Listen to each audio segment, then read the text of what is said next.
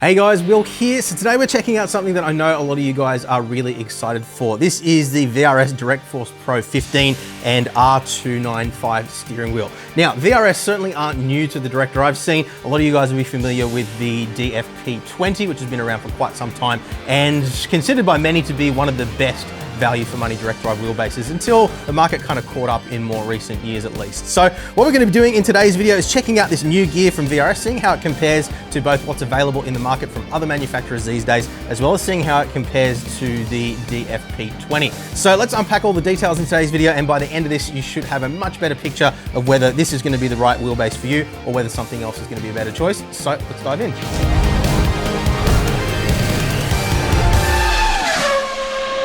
Okay, so before we get started today, firstly, a couple of quick housekeeping things just so you have the full context of exactly what we're doing today. So firstly, big thank you to VRS for sending across these new products for us to check out. Now, as is always the case here at Boosted Media, we will be cross-comparing against some competitor products, so it's important that you guys are aware that everything we'll be talking about today has all been sent to us under the exact same conditions. Now, if you do decide you want to pick up any of the gear that you see in today's video, or any other sim racing gear for that matter, head over to boostedmedia.net. There you'll find a whole bunch of affiliate links and discount codes, which are a great way of helping you guys save a little bit of money and helping us out in the process as well. So we really appreciate your support there. While you're over on boostedmedia.net as well, you might notice that we've been putting a lot of effort into written reviews and articles recently as well. So if that's more your style, if you want to have something written that you can sort of follow along as we go through the video today, that is an option for you too. I'll link the article down in the comments below for you. But as is always the case here at Boosted Media, no third party has any sort of input whatsoever into anything that we'll be talking about today. Everything that we're discussing is just my own observations and my own opinions, having used these products for quite some time now. So without further ado, let's dive in. And I wanted to start off today a little bit differently. Before we get into pricing, I want to just cover off a couple of issues that we had throughout this review process. You might have seen some of my posts on social media sort of talking about some of the issues that we faced and the fact that we had to delay this review by about a week while we were sorting some of those things out. So I just wanted to clarify some stuff around that and take you guys through exactly what happened, what's been done to fix it, and where things stand now. So essentially what happened was we got everything up and running on the rig, or so we thought. Wheelbase was all plugged in, popped the steering wheel on, and immediately we noticed that the Windows sound was just going on. So it was like the device was just reconnecting constantly. Opened up the Direct Force Pro config tool and noticed that the wheel was sort of popping up saying that it had a firmware update available, and then disappearing again, coming back again, disappearing again. It was basically just kind of looping. We went and grabbed the other R295 wheel that we have here. They actually sent us two of them, and that one ended up doing the exact same thing as well. I actually ended up spending a good 3 hours sitting down with one of the engineers remotely and going through what was happening, trying a whole bunch of steps to troubleshoot the thing. And what we discovered is that with both of our R295 wheels, as soon as we plugged them into power, they were booting up in bootloader mode, which is like a special mode for flashing new firmware. So it doesn't actually boot up the wheel normally. So we weren't getting any lights and it wasn't being detected properly by the PC. So we went through a whole bunch of steps over the course of about 2 or 3 hours trying to get to the bottom of this, and really just weren't having any luck whatsoever. So after troubleshooting to no avail, we shut everything down, and I woke up the next morning to an email from them saying, look, given that we're having this issue and we don't know exactly what's causing it, what we'll do is we'll get you to send everything back to us. We can do some internal troubleshooting, hopefully get to the bottom of the problem and send everything back to you again once it's all sorted out and we've got some answers. So unfortunately, that did mean that it threw our entire filming schedule out and we lost a couple of days. But look, this is something that happens sometimes. You know, from time to time, things have problems, and we always give manufacturers at least the opportunity to address an issue, you know, so that we can see it through to its conclusion and so we can report back on that to you guys. So generally what we try to do is we try to hold the manufacturers accountable. So whatever they say is the fix, we'll let you guys know whether it worked or not. And then, you know, if we see once these things get out in the wild that other people are having the same issue, at least there's that backstory available there for you guys so you can see what happened to us and what steps they said they took to fix it. So I came downstairs the next morning expecting to unplug everything and, you know, chuck it all back in the boxes, getting ready to send it back. And I thought I'll just give it one more shot. I switched on the PC, didn't do anything else, literally just switched on the power, and immediately the wheel fired up normally and everything just worked. I went and grabbed the second wheel as well, plugged that in, and exactly the same thing. So what that means is, unfortunately, we weren't able to actually get to the bottom of exactly what was causing the issue. Now, they've told us that they have made a couple of changes to their latest version of their config tool, and that should supposedly mitigate any issues with the wheel booting into the wrong mode. But yeah, because we don't know exactly what was causing the issue in the first place, and because we were seeing consistent behavior across two different wheels, unfortunately, it's not really possible for me or VRS to know exactly what was going on there. So what I would ask is, if you have ordered one of these, or if you have already received one of these, let us know if you've had any similar issues in the comments down below. I think that's probably going to be the best way to see at this point whether this is a more widespread issue, or maybe we just had an issue with this particular wheelbase and any wheel that we connected to it was just having that issue. Yeah, not 100% certain on exactly what caused that issue. The other thing that I mentioned in the Facebook post as well was that we did have some issues with regards to powering external wheels. Now, one of the things that we'll cover in today's video is this quick release, which has an integrated USB pass-through, meaning that theoretically at least, you can plug in a little USB pigtail like this, and that will allow you to plug in any USB powered wheel into the wheelbase without the need for a USB cable running directly back to your PC or to your USB hub.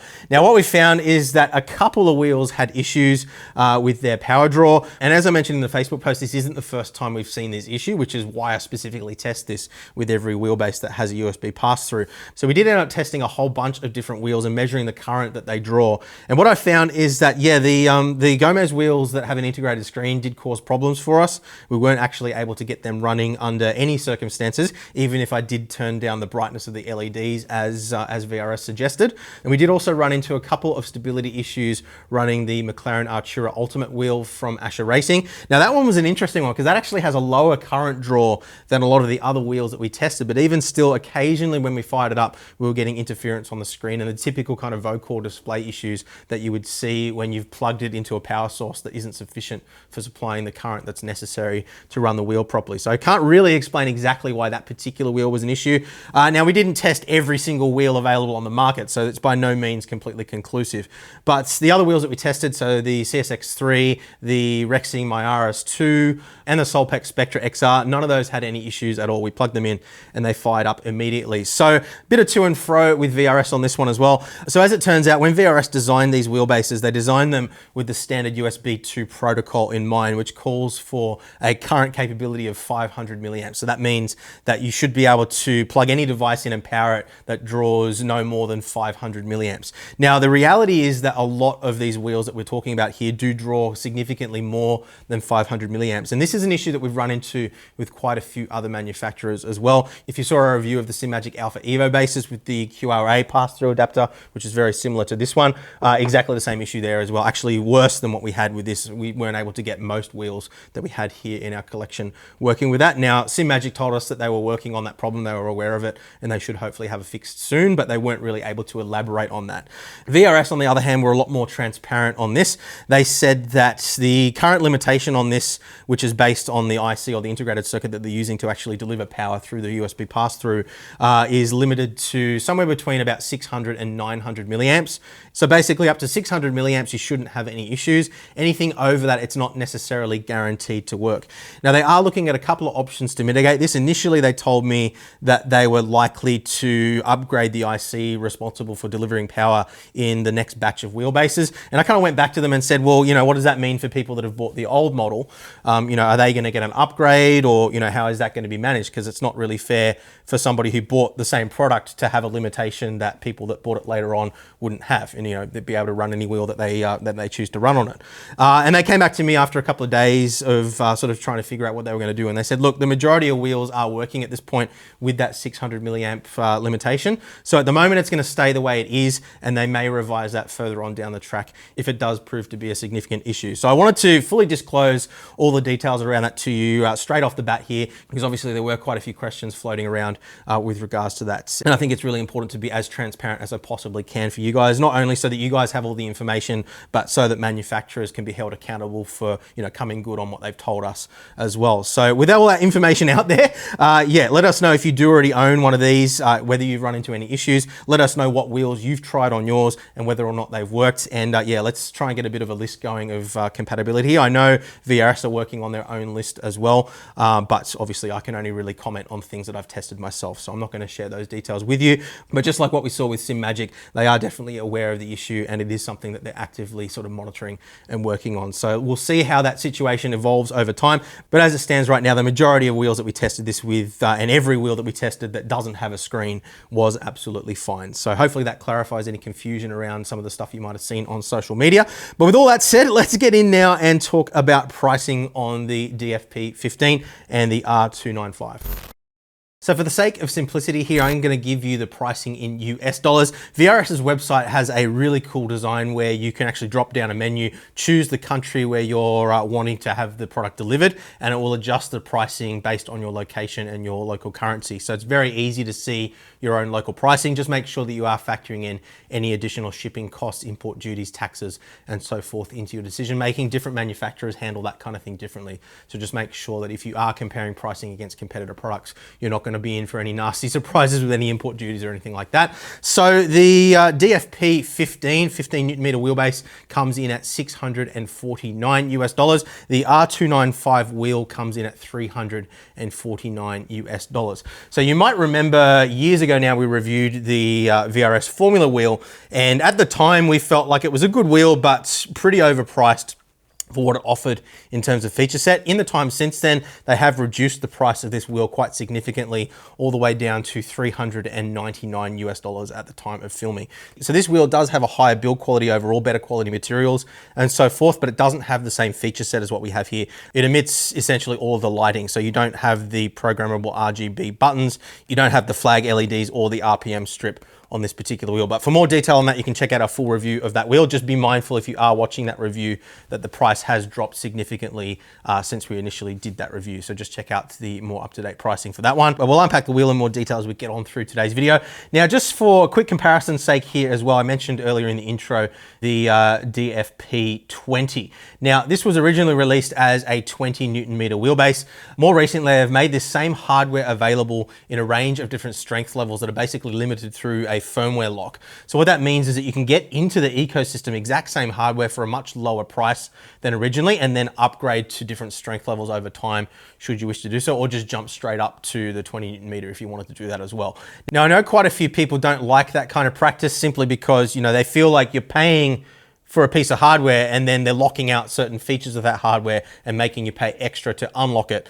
I'm in kind of two minds about it, but let me know in the comments down below what you guys think. It's very similar to what a lot of car manufacturers are doing these days. With my BMW X5, it's very similar. If you want seat heating to work, you have to pay a subscription fee to unlock that. So on the one hand, it does mean that the barrier to entry is lower because you're not paying so much for the hardware in the first instance.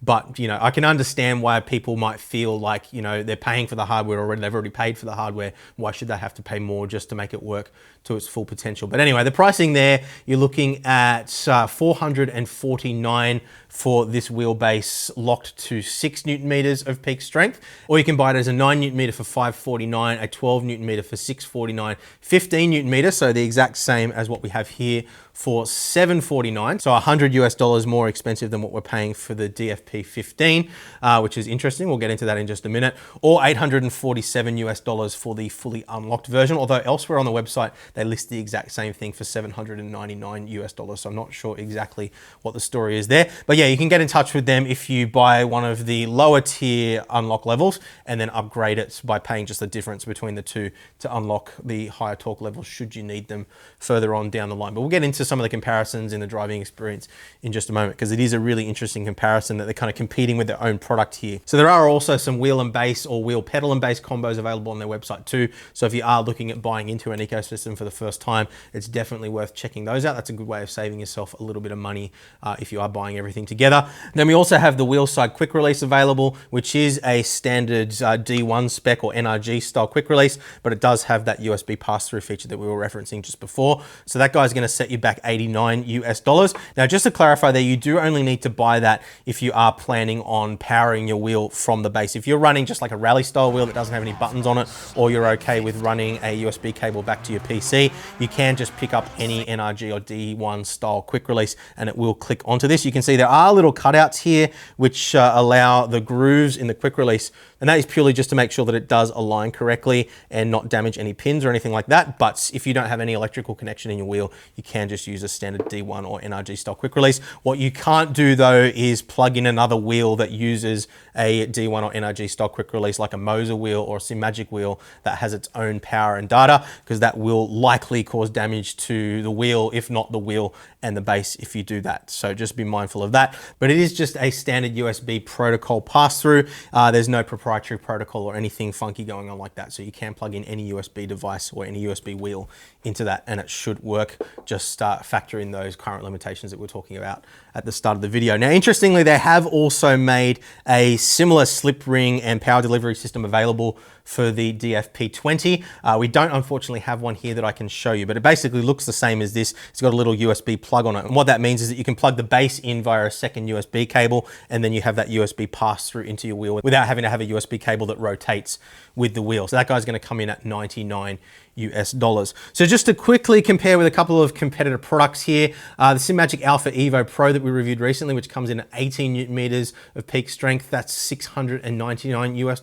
So just a smidge more expensive than what we're paying here. Something like the Asetek La Prima, which comes in at 12 Newton meters, you're looking at $679.99. So still a little bit more expensive than this is, even though it isn't as strong. The Asetek Forte, which is 18 Newton meters, so a little bit stronger than this guy, but similar kind of ballpark, you're looking at $899.99 US. Then you've got the MOZA R16 V2, which comes in at $659 US. The Fanatec Club Sport DD Plus, which comes in at $1,179.99 US. And that is a 15 Newton meter wheelbase. And then you've also got the Simagic 2 Sport, which comes in at 17 Newton meters. And that is also just a smidge short of $1,200 US. So definitely very aggressive pricing there. So what exactly are you getting for the money? Let's go through all of the specs, what you're getting in terms of hardware, all the things I think you need to know there. Then we'll take a look at the software side of things, talk about the driving experience, how it relates to some of the settings, and then we'll wrap everything up with our overall extended driving impressions and conclusions on both the wheelbase and the new R295 wheel.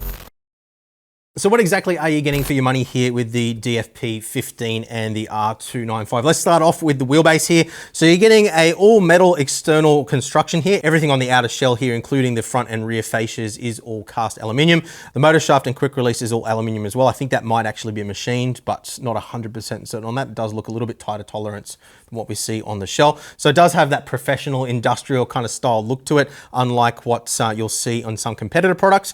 Now the big thing here is that unlike with the DFP20, this is a fully enclosed system. So you do still have an external power supply. And for those of you who might be wondering, that is rated to 200 watts or output of 48 volts at 4.16 amps. And that is a switch mode power supply. So it will work anywhere where you've got 100 to 240 volts AC. So that is literally everything that you're gonna need, just the power supply and the base itself. Unlike with the DFP20, which you can see has these two big connectors on it. And then that guy, if you've seen it before, comes with a couple of really chunky cables, very similar, if not identical to what we used to work with in the Navy here in Australia many years ago when I was working on submarines and helicopters and things like that. So that connects through to the control box here, which is basically your power supply and USB controller. So this connects back to your PC. So you had both the control box and then the direct drive motor to deal with. Now they've combined everything into the one housing. And yeah, look, I mean, this was the only sort of more modern product going outside of the sort of open source stuff that's still used an external control box.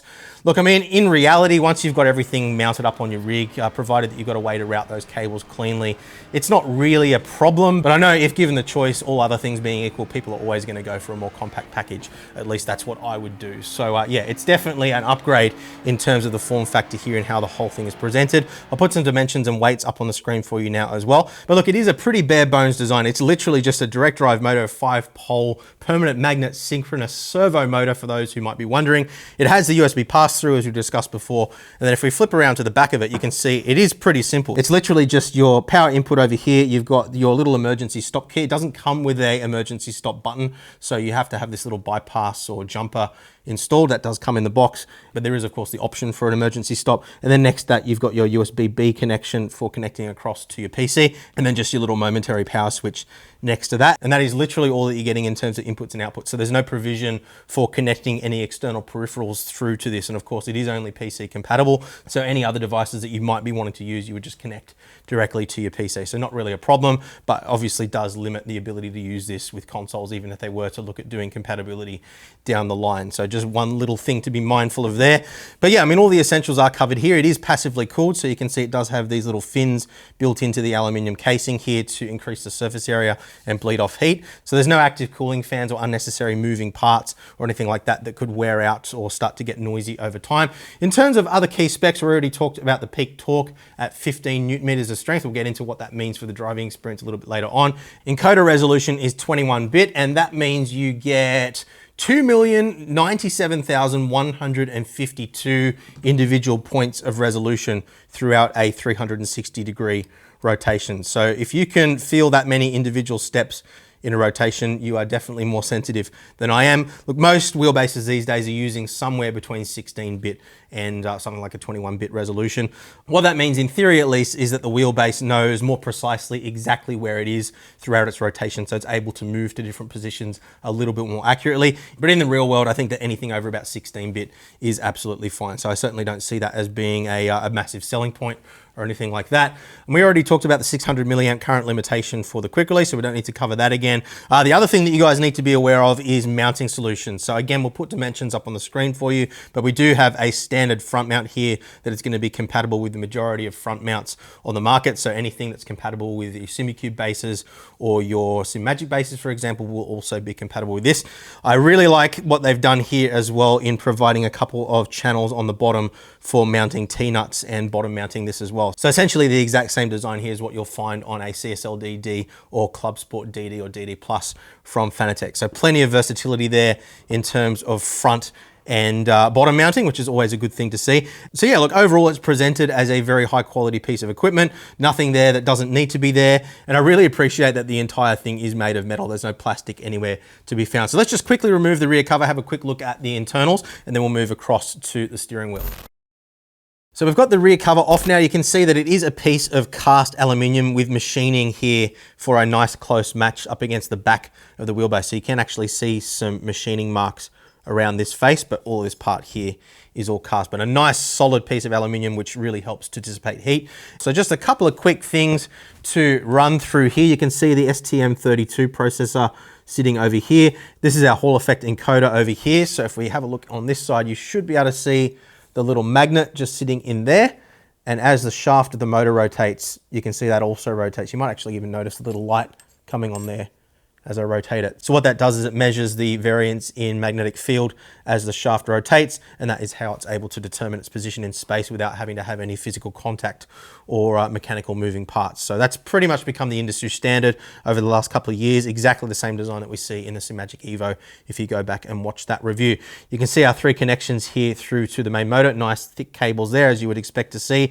Our external connections here, so the RJ45 for the e-stop, the USB-B port, the power button there, and of course our power input. So this is where all our digital and signal processing happens, and this is where all of our power delivery is happening up here. And you probably already noticed the aluminium heatsink sitting on top of some of the components here as well, just to help keep things nice and cool. So as I said before, it's kind of following in that same theme of nothing really being there that doesn't need to be there. You can see this connection down here is what's passing through to the slip ring for data and power through to the steering wheel. And yeah, it's all very basic, but there's absolutely no cause for concern there whatsoever.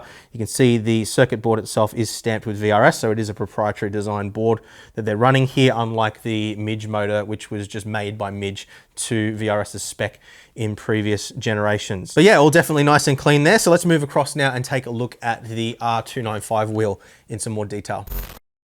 Now, the other wheel that I'm sure a lot of people are going to be comparing this to, just because it looks very similar, is the Simagic GT Neo. So very similar designs here overall. I would say the VRS has a slight edge in terms of the overall feeling of quality in the construction. This guy is a composite sort of carbon and plastic material throughout, so it does have a bit more of a plasticky feel than this guy does with its 5mm thick aluminium faceplate. Unfortunately, and I say unfortunately subjectively, because some people may feel differently about this, but this piece here that you can see with this kind of checkered pattern on it, which hopefully comes across on camera. I'm not sure exactly what they're going for here because it doesn't really look like carbon fiber. It's not the kind of weave pattern that you would typically find on a piece of genuine carbon fiber.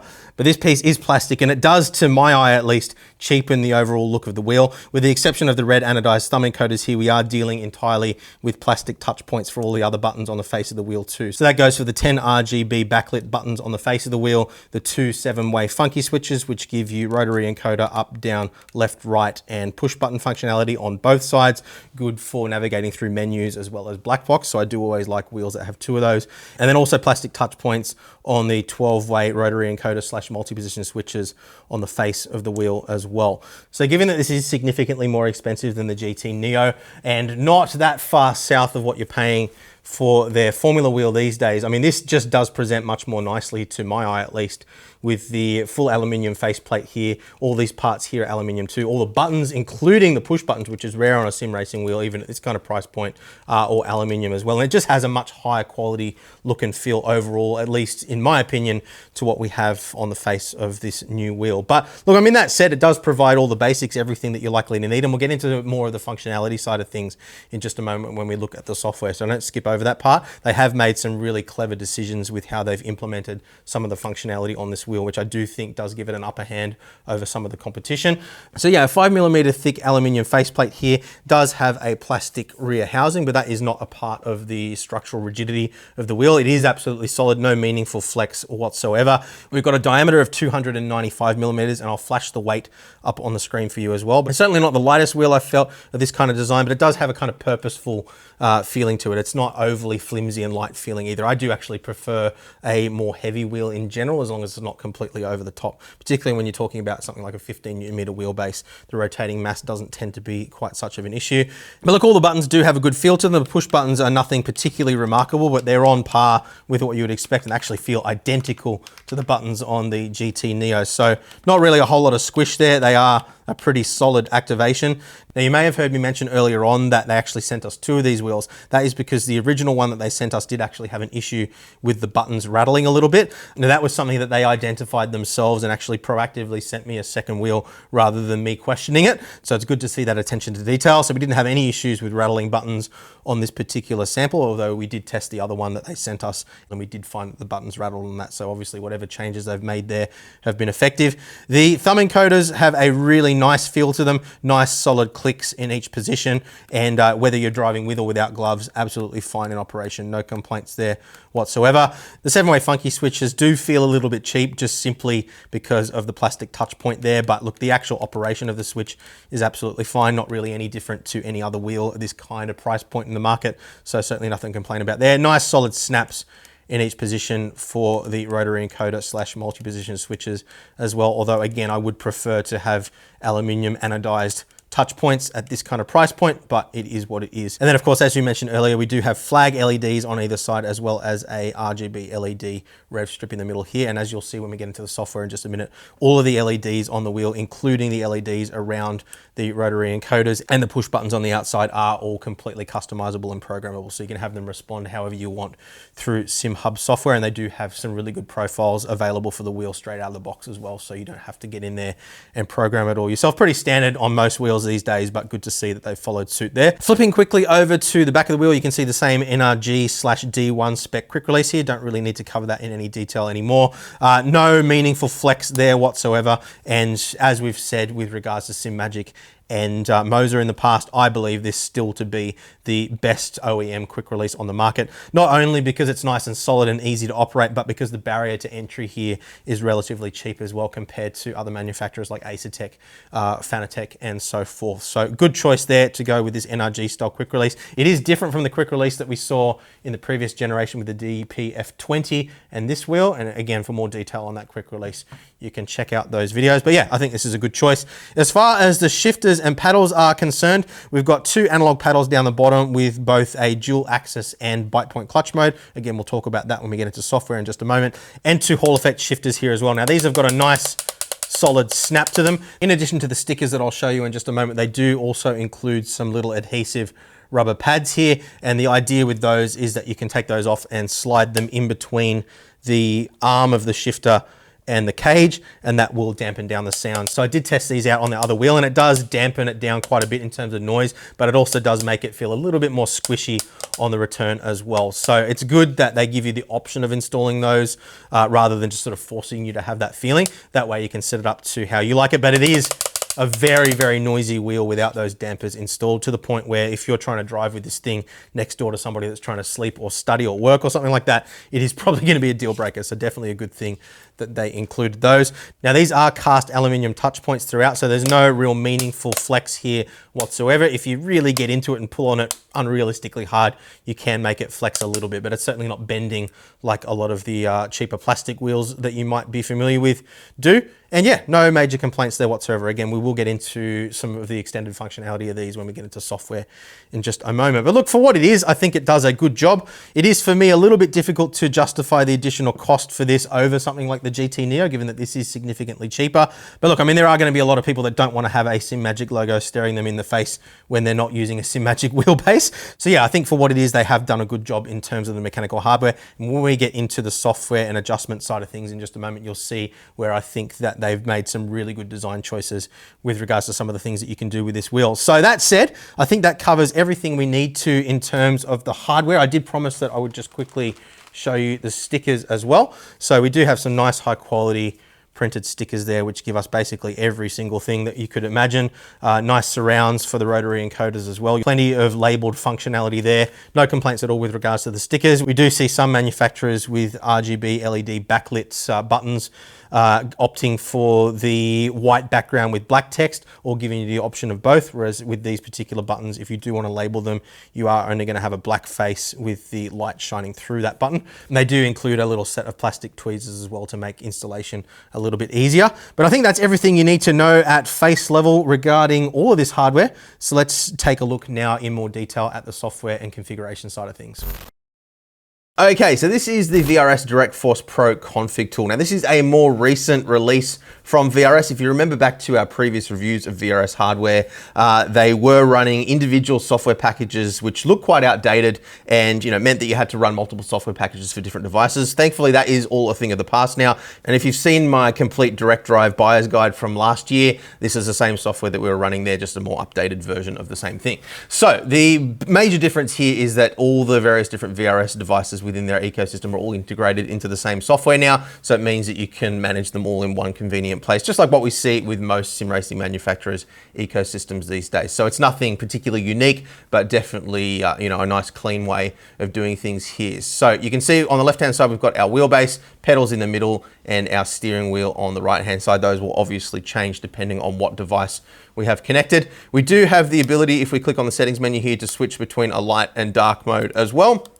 So it's nice to see that. You can do a few things like run on startup, minimize to tray, start minimized, and various different logging features here as well for troubleshooting purposes. And as you saw earlier on in the video, if you did skip past that, I would recommend go back to the start of the video where I discussed some of the issues that we had around firmware updates, because that is an important part of this story. So yeah, don't want you guys to skip past that. But yeah, back into the software here. Very simple to navigate around, very intuitive as well. On the home screen itself, we've got a little wrench button here for accessing the more detailed settings for each device. We've got a little debug menu here as well, which we can click on, and that allows us to force the device into bootloader, exit the bootloader, factory reset, export the current firmware, or do a custom update for a firmware file that may be provided. I spent a lot of time in this menu over the last week, as you guys already heard about, and we have that option for all three of the devices, so you can update them individually. We then also do have a drop-down menu for each device as well. That allows us to select between both the pre-cooked and custom profiles that we may have set up, and you can see here you can click on an edit button for each one of these to go in and actually edit the settings pertaining to that particular profile. So all really clean, very easy to navigate here, and quite intuitive as well, in my opinion. At least let us know what you think in the comments down below. So just to give you a quick look at the pedal menu here, all the settings that you would normally expect to find in a configuration tool for a set of pedals. We've got our minimum and maximum force adjustment that allows us to set a minimum and maximum dead zone on top of our existing calibration. And then we also have some nodes here, which we can adjust for nonlinear response if we wish to have that as well. So for more details on how all that works, you can check out our full review of the VRS pedals. It was done using the older software, but all the same principles as what we saw there all still apply. So if we jump into the settings menu for the DFP15 wheelbase, you can see the basic idea and structure here is very similar. So it's the same across the board. We'll have a look at the wheel settings in just a moment for you as well. So you've got a drop-down menu here for your various different profiles. There are some profiles that are pre-cooked in here, and I did find that they did a pretty good job. Obviously, there is a lot of subjective preference involved when you are looking at, tweaking settings and so forth. But yeah, I felt like it was a pretty good baseline across the board here in all the different profiles that I tested. So that's always a good thing, because it means you're going to have a good experience right out of the box. Some devices, not so much these days, but in the early days of direct drive, some of the pre-cooked profiles were pretty terrible, and it just meant that you out of the box, you weren't getting a good experience. You didn't really know where to start. So you do have the ability, of course, to import or load profiles from a file as well. So if there's a profile shared within the community that you really like the sound of, or you've got a mate that's Wheelbase you've driven with and really liked his settings, you can load those settings or share your own. They don't have a cloud service like what we see within the Simagic ecosystem that allows you to load other people's profiles directly within the software. But the main thing is that you do have a way of sharing and loading other people's profiles if you wish to do so. So down below that, we've got a calibration drop down as well. We've got a button here for remove registry key. This is for compatibility with some simulators that may require that. We've got our button for recentering the wheel as well. So if you're running a wheel that has to be slightly offset on a quick release, then you can recenter. We've got a debug button, a factory reset button, and then a button for updating our firmware as well. And then we get into our force feedback settings. Now, there's a couple of things that I really like about what they've done here. Firstly, they've got very clear, plain English tooltips for every single one of these settings. So you're not left in the dark here. Not only does it explain what each setting does, but it also explains the impact that it might have on other settings and how they might work together as well. So definitely one of the better examples of hand holding here. Now, the other thing that I have noticed as well is that within the VRS Discord community, there's a lot of support available. There's a lot of people that are really passionate about these products, and the community in general is just very big on helping each other out. So if you do have any questions or you're not 100% sure about anything, you can jump on there, and I'm sure somebody will help you out very quickly. So look, in terms of the settings that you have available to adjust, there's maybe not quite as much to do here as what we see within some other ecosystems. Simagic, for example, gives us more control over some of the finer details. But look, I mean, that can be overwhelming and confusing for people as well. So what I found is that, in general, everything that I wanted to tweak here was available. There are just a couple of things that I would have liked to be able to tweak a little bit more, just to my own subjective preference. But you may completely disagree with me on that as well. So if you do already own one of these, please do jump down in the comments and let us know what your experience has been like as well. So let's just quickly run through this now. So we've got a damping adjustment here, softens transient force feedback spikes. So it just sort of numbs everything down in general.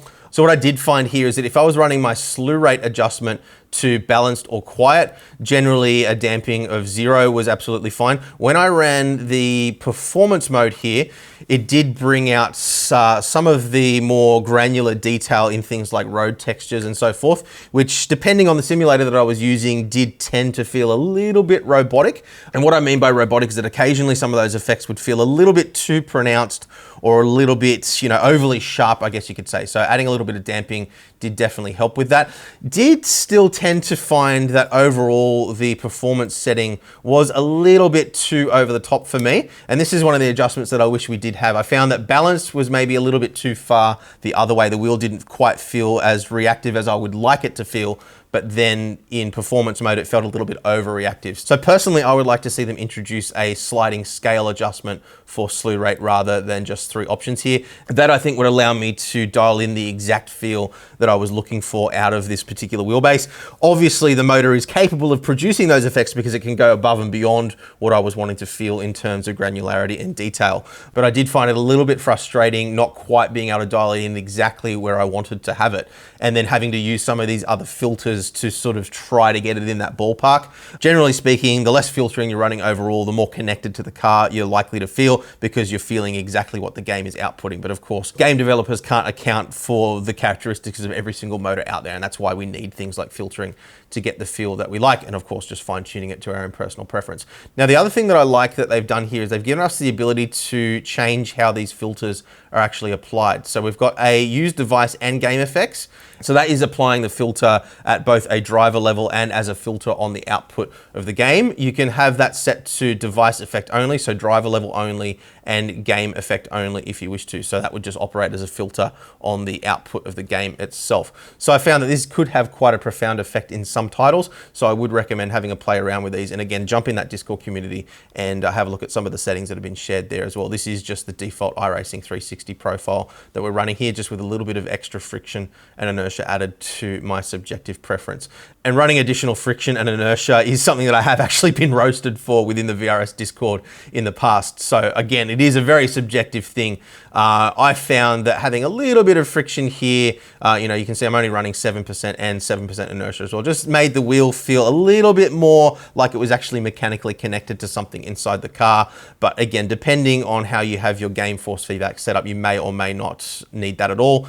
So I would recommend have a play around with it. But yeah, 7% was what felt good to me in iRacing. And again, we do have the option of applying that filter to just the game, just at a device level, or both, should we wish to make that adjustment. Spring tension here. So this is just an effect that runs over the top of whatever the game is outputting and returns the wheel to center. So you can see at the moment it's set to 0. If I let go of the wheel, it just stays wherever I put it. If I wind that up and then change it to device and game effect, you can see now it will automatically return to center. And that is because we're running that filter at a driver level, not just as a filter over the top of the game. So that's actually a good example of that. If we set it to device effect only, it will still do the same thing because it's running at a driver level. If we set it to game effect, because we don't have a game running at the moment, it's not going to do anything. So generally speaking, most racing games and every sim racing title that I'm familiar with at least has its own centering force built into its own force feedback effects. So you're generally not going to need this running at all. But again, experiment with that to your heart's content.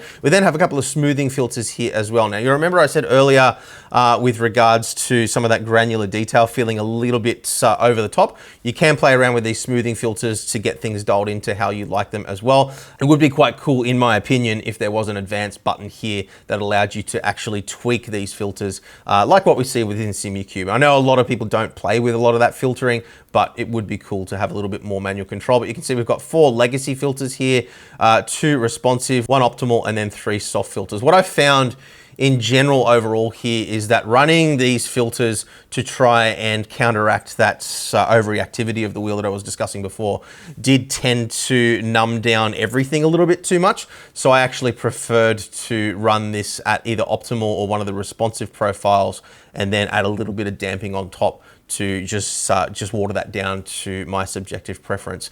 And just to unpack that a little bit further, the overreactivity that I was feeling only really related to things like track textures, maybe ripple strips, and contact with other cars. General feeling of the suspension of the car and how the tires are actually interfacing with the road, other than just the track surface detail, was probably the best that I've ever felt on any wheelbase. So I didn't want to water that down too much. That was really communicative and really made me feel very connected to the car and like I could feel exactly what was going on. Anytime the car stepped out a little bit aggressively, I was able to sort of just instinctively catch that slide because I could feel exactly what the car was doing underneath me. Very similar to what I described with the VNM wheelbase that we tested not all that long ago, but that was only sort of the case under some scenarios, whereas this was a little bit better across the board, I would say. So yeah, running too much smoothing kind of counteracted that too much, whereas using the slew rate and damping adjustments allowed me to sort of maintain those sensations that I wanted to keep nice and sharp, whilst allowing me to water down some of those other effects that felt a little bit robotic to me. So yeah, I think the ability to get in there and fine tune those filters a little bit more would be a good thing for those who want that ability. But I don't think you would just want to throw that in front of every single user. I think you'd want to sort of hide it behind an advanced menu so that people that don't necessarily have a good understanding of exactly how all those filters operate aren't overwhelmed by what they're presented with when they open up the software.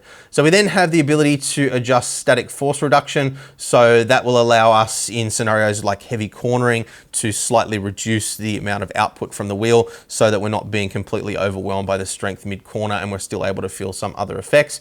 We then also have a linearity filter here. Now this is generally more useful for more entry-level, weaker wheelbases that just don't have the dynamic range available to generate really strong forces but still have, you know, finer details, feel strong enough to communicate well what the car is doing. So So on, say, something like a 5 maybe to 8 Newton meter wheelbase, maybe as far up as 10, you might want to run a little bit of non-linearity here, just so that, you know, when you're experiencing the finer details within the dynamic range, they're not presented as too weak. So say, for example, you're going around a corner and you're finding that the wheelbase is just too strong for you. If you wind down the overall strength, of course, it's a sliding scale. So it's also going to weaken those softer effects like curbs, road textures, and so forth. So adding a little bit of non-linearity here allows you to keep those weaker signals feeling the same strength that they felt before, whilst you know, lowering the overall strength of the wheelbase. So if you were allowing your kids to drive this, you may want to reduce the overall maximum force here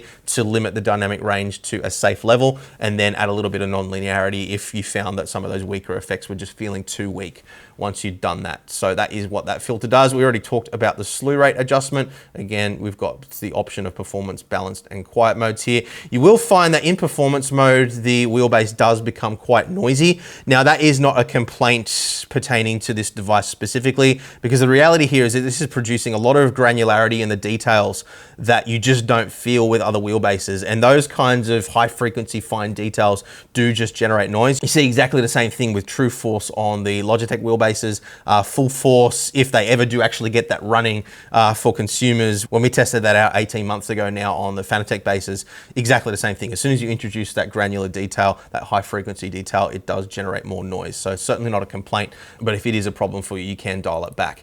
So we then got a couple of adjustments for our end stop. Now, being a direct drive wheelbase, it does have infinite rotation. So if you've got the base turned off, the wheel can literally just spin forever. So generally speaking, most people are going to want to have some sort of a mechanical end stop when they reach their maximum rotation degrees, just so you can physically feel when you're hitting the steering lock like you would in a real car. So we've got the ability here to adjust our maximum force, so how much the wheel is actually going to fight against you when you try to push past it. You can also adjust the stiffness at the end there too. So if I go with 5, it's quite a solid stop there when you hit the end. If I go down and then rotate, you can see I'm able to sort of push past that a lot more easily. So yeah, 5 is maybe a little bit extreme. I find somewhere around the middle is pretty good, but again, very subjective thing. We then also have the ability to set a soft end stop here. So if you want the mechanical end stop to be in a different place to your rotation degrees, you can set that here as well. So say, for example, we want to set it to 180. Now, I don't know why you would want to do this, but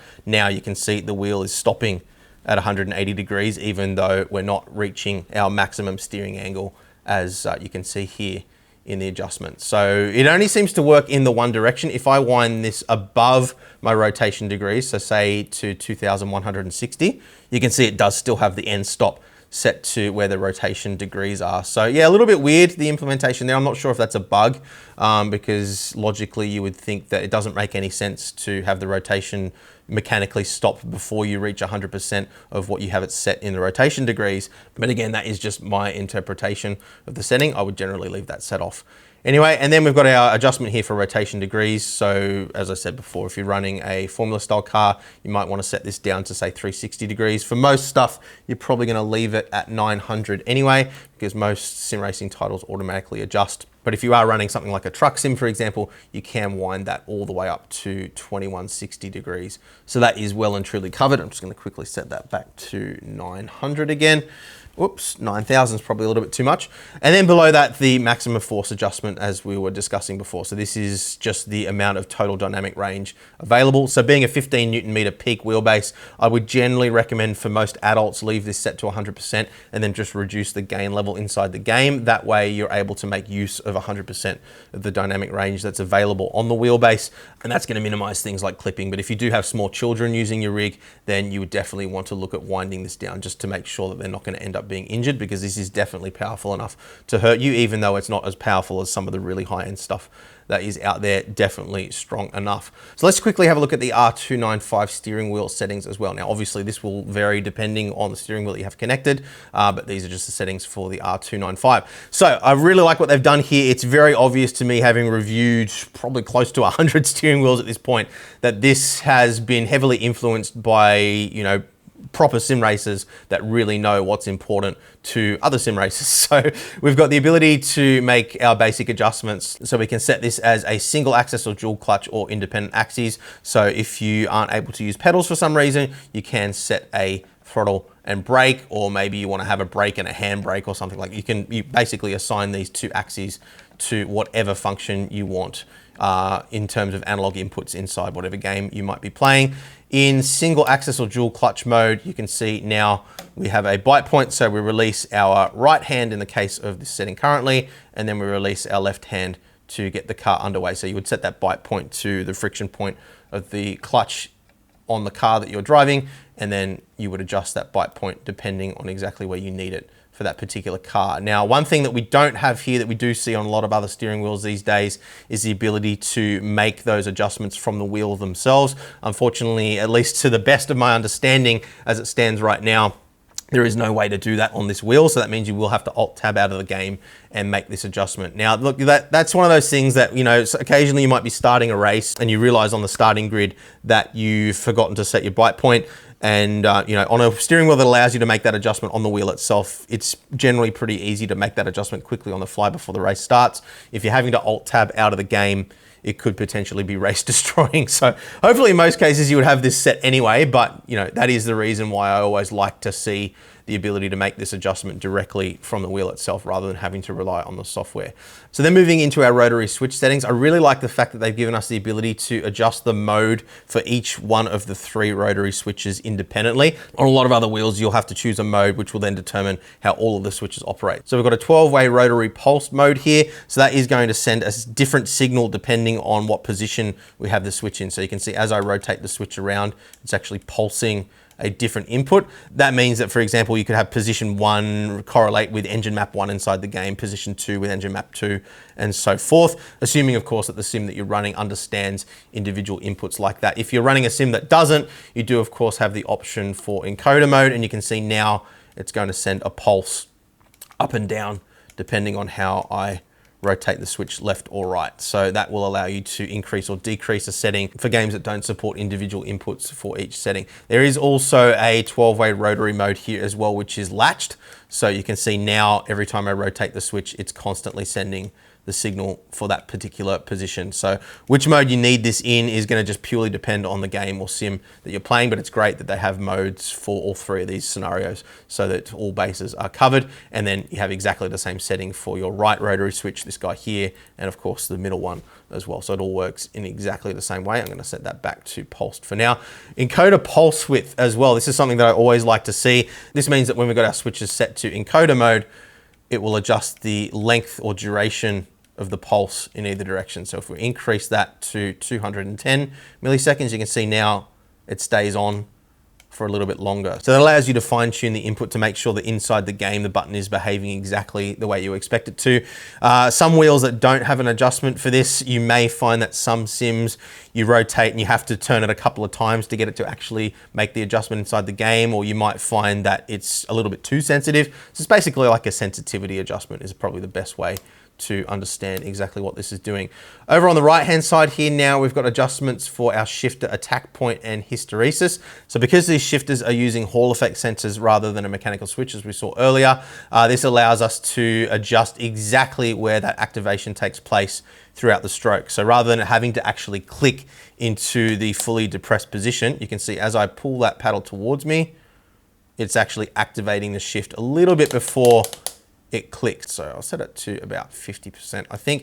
And then we also got hysteresis as well. Now there are of course tooltips here that explain exactly how this works, but the hysteresis is basically the point at which the shifter disengages as you start to allow it to fall back again into its resting position. So great again to see adjustments here that really allow you to dial in exactly how you want those shifters to operate. Doesn't of course adjust the mechanical feeling of the shifters. As you saw before, there is a way to dampen down and quieten up the shifters if you wish to.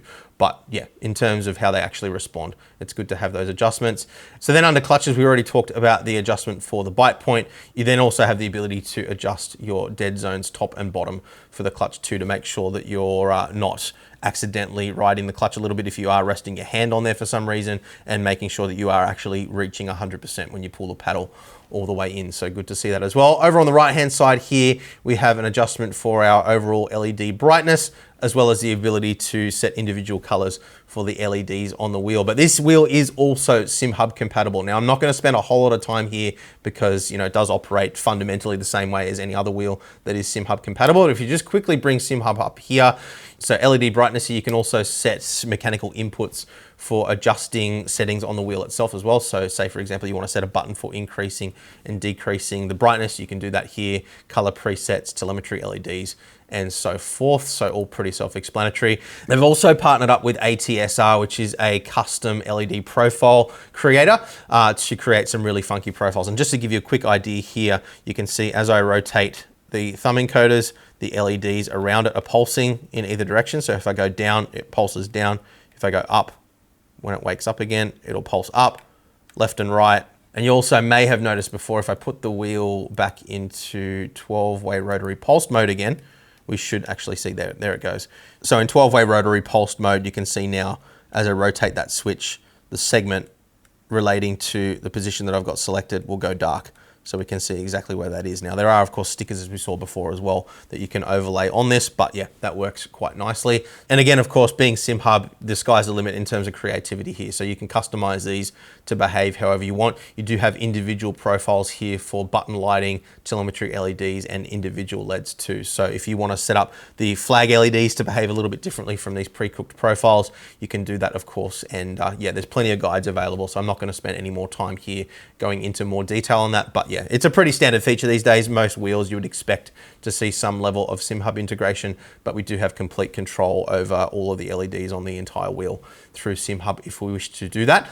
Again, we do have the ability to set up profiles here, so you can save a profile, send it to your mates, and so forth. And again, as I said before, obviously has been influenced by sim racers that know what other sim racers want. So yeah, all of the basic functionality that I like to see on a sim racing wheel is all covered here. And yeah, it's as simple as that. So let's jump out of the software now and talk a little bit more about what this thing is like to drive with. So now that we've gone over all the objective stuff and you've got a much better understanding of what both these products are all about, let's get into my overall impressions having driven with both products for quite some time now. So starting off with the R295 wheel. And look, I think that it's a good wheel. The problem that I have is that now, given the price drops that we've seen on the Formula wheel, look, I mean, it's going to come down to this. If you care more about overall presentation and the quality of the feel in your hands, then I think that this is a much better choice. If you really want those LEDs, if you really want the flag LEDs, the RPM strip, and the programmable RGB LEDs on the buttons, then you may much prefer this wheel. But what I would say is that personally, I much prefer driving with this wheel over this one. I like the slightly chunkier grips here as well. I did find, and Tom found the same thing when he was driving with it, the grips on this wheel are quite thin, particularly on the back. It just feels a little bit, it's funny, but like it doesn't feel flimsy in terms of rigidity and strength, but it does feel a little bit flimsy just because of those thin grips, in my opinion, and Tom's opinion as well. And then the other big thing is the quality of the shifters. The shifters on the Formula wheel, I think, are just better quality overall. They're a little bit stiffer. We talked about there being no meaningful flex on the R295, but these ones are stiffer overall. It just has a slightly more high-end feel to it overall. And look, if this was $100 more expensive or $150 more expensive, I would say it's probably not worth paying the extra over this wheel, but yeah, given that it is so close, I think I would probably go in that direction rather than this direction. And then you've also got to talk about the GT Neo in that equation as well. And there's plenty of other wheels that you could compare to, I'm sure. But look, again, this wheel being significantly cheaper than what you're paying here and having very similar functionality overall and the ability to use with basically any third-party wheelbase that you might choose to use it with in the future as well. It does mean that the resale on this, I think, is going to be a bit more than what you'd have on this if you were looking at moving it on later on and upgrading. So yeah, look, again, if it was a couple of years ago, I would say that I think it's a great wheel and it's good value for money. But given the landscape in which it exists today, maybe not quite so much. So look, there's nothing wrong with it. But look, if it had the same shifters and analog paddles as the Formula wheel did, if it had aluminium touch points for the rotary encoders here and the 7-way funky switches, and if it had brushed aluminium or carbon fiber here, or just nothing at all, and a plainer design like the Formula wheel did, then I would be swayed more towards this. So maybe we'll see some adjustments in pricing, but as it stands right now at the price that this is, I think it's good value for money, but I don't think that it's the best value for money out of the options that are available to you at the moment. So that's my feelings towards the R295. Let's move on now into the Direct Force Pro 15. And this is a lot more complicated because it exists within a landscape where there's just a massive abundance of choice these days. And you guys have heard me say in multiple videos over the last year that really these days there isn't really a bad choice in this segment of the market. Everything is pretty good. A lot of it just comes down to subjective preference in terms of the wider ecosystems within each manufacturer's range. And you know, whether you like the look and feel of the software, the ease of use, the community that surrounds the product, the customer support. And you know, customer support is a difficult thing for us to comment on here because of course we're always going to get the best possible customer support being reviewers. But I would definitely recommend do your own research on all the brands if you're in the market to sort of make a decision between various different manufacturers' ecosystems and just sort of see which one gels with you the most. Because look, overall, the fundamental driving experience with all of these direct drive bases that we've talked about today is very, very similar. We really are nitpicking to find any sort of meaningful difference between them. And even where there are sort of fundamental differences in the characteristics of one motor versus another, you can generally tune around that these days anyway with the software, so it doesn't end up being all that big of a deal. But look, in terms of the quality of force feedback, I found this to be right up there at the level of, say, the Simagic Evo Pro, the Asetek Invicta, for example, and even things like the Simucube 2 Sport and Pro. Now, obviously, strength will vary there. That is going to be a very subjective thing. For me personally, you've heard me say many times that I think that's sort of around the sort of 12 to 14 Newton meter is the sweet spot. So 15 Newton meters is more than enough for me. Adding more dynamic range does give you the ability to, you know, dial up some of those high impact forces like crashes, hitting barriers, things like that, without sort of compressing the overall dynamic range. But for most people, I think you'll find that anything over about 14, 15 Newton meters of peak strength is going to start to push you into that territory that you've heard me talk about many times now, where the car starts to drive you rather than you drive the car. And we did some direct back-to-back testing between this dialed up to its maximum at 15 Newton meters and the DFP20 dialed all the way up to its maximum of 20 Newton meters. And anything over about 15 on that wheelbase just started to get into the territory of being difficult to drive and actually making me slower rather than faster and more consistent, because I could already feel all the things that I needed to feel on the Direct Force Pro at 15 Newton meters, or when I had this guy dialed down to 15 Newton meters. So it is going to come down to how strong you are. Obviously, I'm not the strongest guy in the world, but I'm not the weakest guy in the world either. And yeah, I think 15 Newton meters is going to be more than enough. But strength certainly isn't everything. And where I think this guy stood out to me was in how quick and responsive it was overall. The granular level of detail that you get in fine things like textures, road surfaces, ripple strips, even driving onto the grass and so forth. You might remember when I reviewed the Asetek Invicta wheelbase, I said that there was just something about it. There was just this little bit of extra detail, and it's not a whole lot, but there's just something there that I hadn't felt before. And since then, really the only other two wheelbases, or three wheelbases that I've felt that have given me that same kind of sensation are the V&M wheelbase, which really impressed me under certain conditions. Definitely check out that review, although that is a lot more expensive and a lot stronger than what we have here. Well, it would be interesting to see how that trickles down the line within their ecosystem. More recently, the Simagic Alpha Evo wheelbases, which again, if you look at the Pro, that gave me that same kind of edge. And then just the DFP15 and the DFP20 are really the only other two bases that I've felt that really have that same edge. And I mean, again, we are only talking about a fine little bit of detail here, but what that means in terms of the overall driving experience is that it's a little bit more snappy, a little bit more responsive, and more importantly, a little bit more communicative of exactly what the car is doing underneath me. What I found is that quickly catching snap oversteer moments, or, you know, getting loose out of a corner, you know, coming down a hill, things like that were just instinctively very, very easy to catch with this wheelbase. Whereas with a lot of other wheelbases, you know, even though they are quick to respond, you don't quite feel that same level of connection with the car. Particularly with drifting. When we jumped in and did our drift testing, which we always do with every wheelbase, immediately I was able to link corners together. Didn't have any learning curve whatsoever. And I think, again, that was just down to the wheel being able to follow exactly the slip angle of the car so quickly that there was no kind of, I guess, misalignment between what I was feeling and what the car was doing. It was all just absolutely instant and therefore very instinctive. So in the case of both the DFP15 and the 20, they're both able to deliver that experience. Now in the case of the DFP15 and the 20 for that matter, there were a couple of trade-offs when it came to that. And The number one trade-off for me at least was that there is a slight underpinning robotic sensation in some of those granular details, and it was more pronounced on the 20 than it is on the 15 at any torque level. So even if you limit the 20 to the same torque level as the 15, it did feel a little bit more robotic overall, but not a massive difference between the two.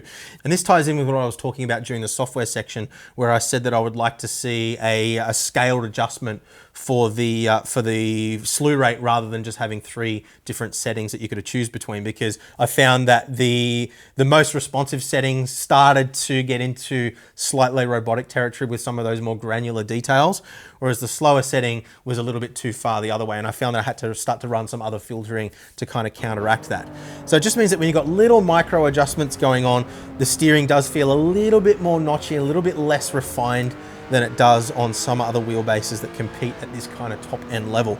But on the flip side to that, I would say that this is by a very, very fine margin, but noticeable margin, probably the best wheelbase that I've ever tested in terms of communicating the tire wall flex, the movement of the suspension of the car, the slip angle of the car, and those kinds of details. Because it is so responsive, when you really get those effects dialed in, it just gives you a better sense of connection to the car than anything that I've felt before. But again, only by a very, very slim margin. So I would put this right up there, maybe just a touch above what I've said about the Asetek Invicta, but that's the kind of experience that you can expect out of the DFP15. On the more negative side there, compared to some of the competitor products, it is a little bit less consistent between different sim racing titles.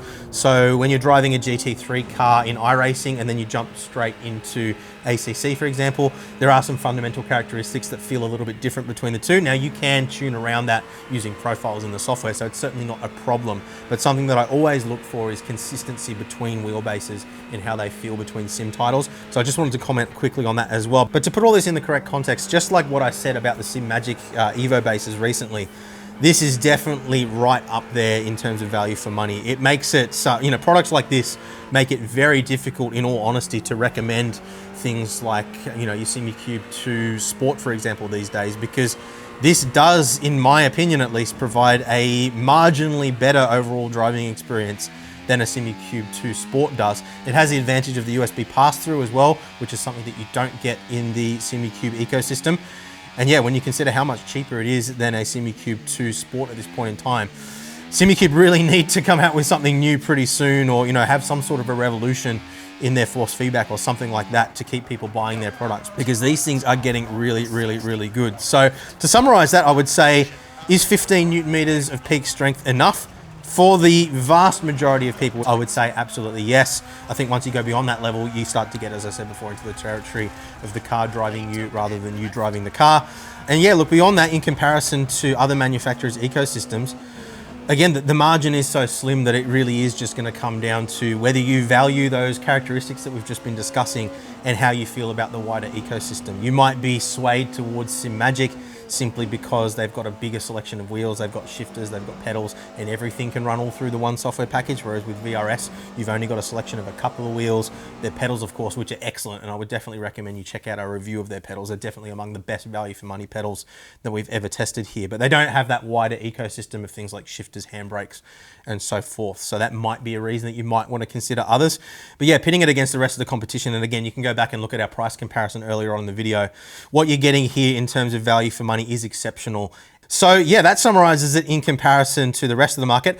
How does it compare though to the DFP20? And given that there is an option to purchase the DFP20 at a similar torque level to what we have here, what would be my recommendation there? And this is quite interesting because although the DFP20 is capable of more strength, and that may be appealing to some people, as I said before, I don't think that anybody really is going to need that extra strength.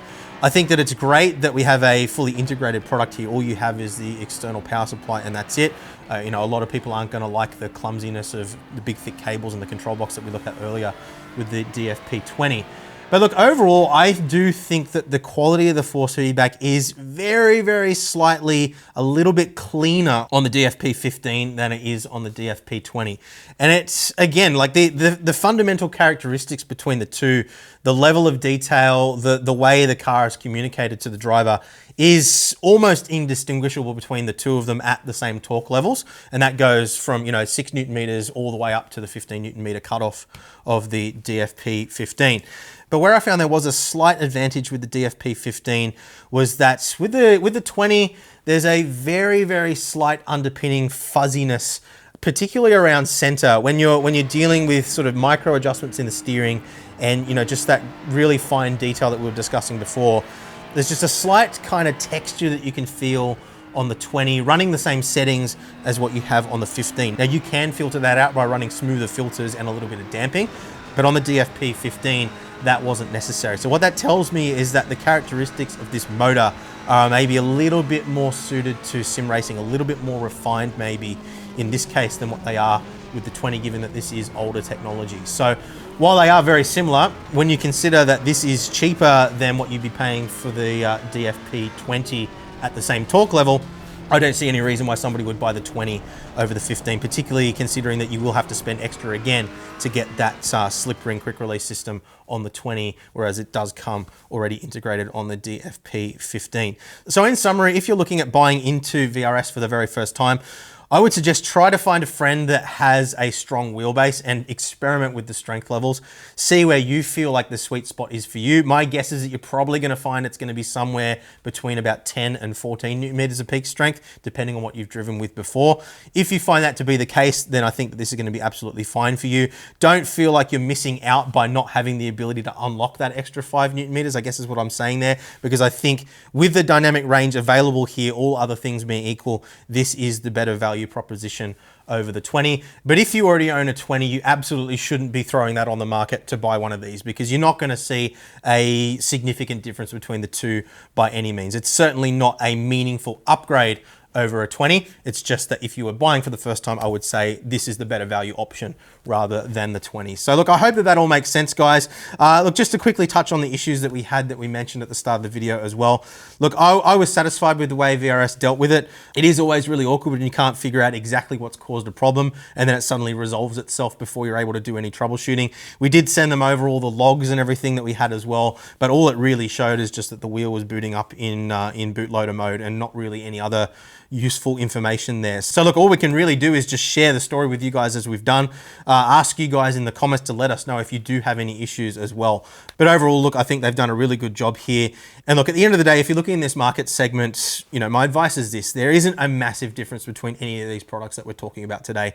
You're going to be satisfied with anything that you buy within this kind of part of the market. So if you've just bought something else, there's absolutely no reason to have buyer's remorse or anything like that. Is this an excellent product? Yes. Are the others excellent products as well? Yes. And really, honestly, it's as simple as that, guys. We're in a really privileged position at the moment where we've got such an abundance of choice of so many awesome products all that around this kind of point in the market. And what I'm hoping will happen next is we start to see this kind of quality of force feedback trickle down into the more entry-level wheelbases that cost even less again and maybe aren't quite as strong as this. I'd say the Simagic Evo wheelbases are probably the ones that are doing the best job at that at the moment. But yeah, maybe we'll even see the DFP15 do something similar to what they've done with the 20 and release this at lower price points with weaker force feedback with the ability to upgrade later on. I know, as I said before, a lot of people don't like that idea, but look, my opinion on that is if it lowers the barrier to entry, if it gets you sim racing at a lower price point, still gets you high quality hardware that you can then upgrade later on if you wish to do so without having to, you know, pull everything apart and change everything again, I think that that's actually probably a good thing. I just don't want to see manufacturers abusing that ability like what you see in the automotive industry quite often. So yeah, that is my review of the DFP15 and R295 from VRS. Let me know what you guys think down in the comments below. And as we said at the start of the video, if you are looking at picking up these or any other sim racing gear for that matter, check out boostedmedia.net or follow the links in the description below for some nice little discount codes, as well as our affiliate links, which are an awesome way of helping support our work here at Boosted Media. If you find what we do here of value and you want to continue to contribute to that without it costing you anything extra. So we really appreciate your support there. But as always, guys, thank you very much for watching. Make sure you're subscribed as well so you don't miss out on future reviews like this one. We do have some really exciting stuff coming up. We're going to be taking a look at Conspit very soon as well, which is another new manufacturer in the space. It's absolutely crazy how many different products there are that we need to sort of try and compare and test these days. But that's our job here. So thanks for watching, guys. And yeah, I'll see you again very soon. Bye.